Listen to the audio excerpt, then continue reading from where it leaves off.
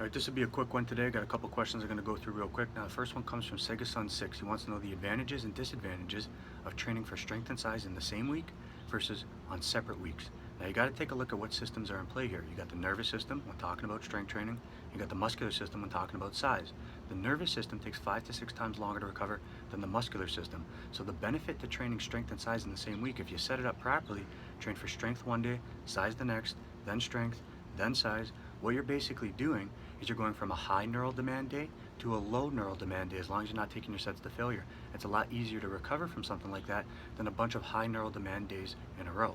Now, Free Animals wants to know if muscles like the traps respond better to loaded stretching. They don't respond better. It's just a lot more practical to subject the traps to a form of loaded stretching. Tom Smith wants to know what's better to optimize body fat and thus optimize hormones.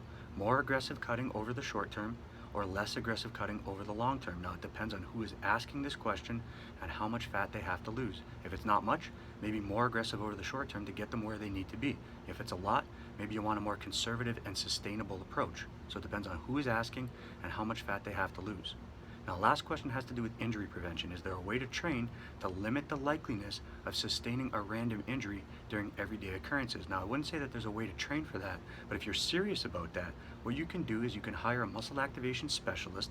They'll take you through a comparative assessment of mobility to determine what muscles are not activating. If a muscle's not activating for whatever reason and the brain perceives instability, that's when it's going to try to shut down the entire operation, whatever the fuck you're doing, and that's when random injuries occur.